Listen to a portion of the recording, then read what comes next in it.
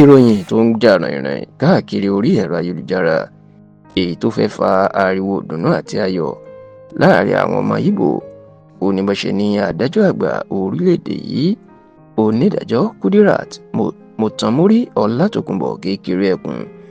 bá ló ṣe pàṣẹ pé kí wọ́n tú gbajúgbajà jìjàǹgbara fómìnira ilẹ̀ Ìgbò ni tó jẹ́ adarí àti olùdarí ẹgbẹ́ tó ń jìjàǹgbara fáwọn ọmọ Ìgbò ìyún Indigenous People of Biafra IPOB ìyún Nnamdi Kanu tí wọ́n ní onídàájọ́ kékeré ẹkùn ó pàṣẹ pé kí wọ́n fi Kanu sílẹ̀ o kódà ìròyìn náà ń tàn kiri pé wọ́n ti fi Nnamdi Kanu sílẹ̀ ó sì ti padà sí orílẹ̀-èdè Kenya tí ọwọ́ ti tẹ̀ ní nǹkan bíi ọdún bíi 4 sẹ́yìn kì í ṣe ìròyìn mọ́ pé láti bíi ọdún 4 sẹ́yìn ní Nnamdi Kanu ló ti wà látìmọ́lé ìjọba látìgbà tí ajagunfẹ̀yìntì Muhammadu Buhari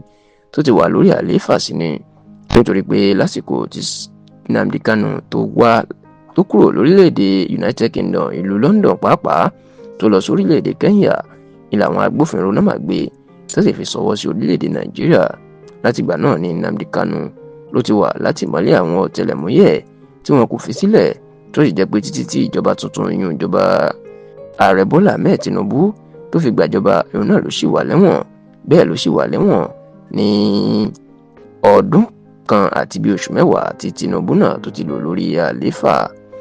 bó tilẹ̀ jẹ́ pé ọ̀pọ̀ àwọn adarí ilẹ̀ Ìgbò ni wọ́n ti bẹ ààrẹ Bọ́lá Ahmed Tinubu pé kó fi Nnamdi Kanu sílẹ̀ ṣùgbọ́n tí kò tí ì fi sílẹ̀ tó sì wà látìmọ́lé ṣá o lọ́jọ́ tọ́sídẹ̀ẹ́ ọ̀sẹ̀ tí a wà nínú èyí ni ìròyìn bẹ̀rẹ̀ sí ní máa gba gbogbooro wípé wọ́n ti fi Nnamdi Kanu sílẹ̀ wọ́n ní onídàájọ́ kékeré ẹkùn yún adájọ́ àgbà Nàìjíríà ìlú pàṣẹ pé ó ti tó gẹ́ẹ̀ wọ́n ń fẹ̀tọ́ Nnamdi Kanu dùn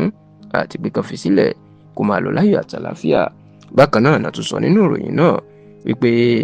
bẹ́ẹ̀ ṣe fi Nnamdi Kanu sílẹ̀ ló ti gba orílẹ̀-èdè Kenya lọ tó sì ní láti bẹ̀ ẹni ó ti padà sí ìlú London lórílẹ̀-èdè United Kingdom gbàrà tí ìròyìn tó ti ń fò káàkiri ni àwọn ọmọ Ìgbò náà ti ń fò fáyọ̀ bẹ́ẹ̀ ni àwọn ọmọ ẹgbẹ́ IPOB tí Nnamdi Kanu tó jẹ́ olórí wọn náà ni làwọn náà ti ń dunnú pé ìròyìn ayọ̀ ni ṣùgbọ́n nígbà tí wọ́n tètè ń paná ìròyìn yìí àjọ tó ń rí sí ètò ìdájọ́ lórílẹ̀‐èdè yìí National Judicial Council NJC ni wọ́n fi àtẹ̀jáde síta ó pé kò sóòótọ́ nínú ẹ̀ nínú àtẹ̀jáde tí igbákejì alukoro wọn arábìnrin Kẹ́mi Ògèdèǹgbé tó fi síta ló jẹ́ kó di mọ̀ pé ìròyìn ẹlẹ́jẹ̀ pọ́nbélé ní ìròyìn náà nítorí pé onídàájọ́ kékeré ẹkùn kò gbé ìdájọ́ kankan kalẹ̀ tàbí pàṣẹ pé kan fi Nnamdi Kanu sílẹ̀ ó ní ilé ẹjọ́ gíga ló ń ṣẹjọ́ Nnamdi Kanu lọ́wọ́ bẹ́ẹ̀ ni onídàájọ́ kékeré ẹkùn kò lè dájọ́ ilé ẹjọ́ gíga mọ́ ilé ẹjọ́ tó ga jùlọ ìyẹn Supreme Court of Nigeria ló ti lè dájọ́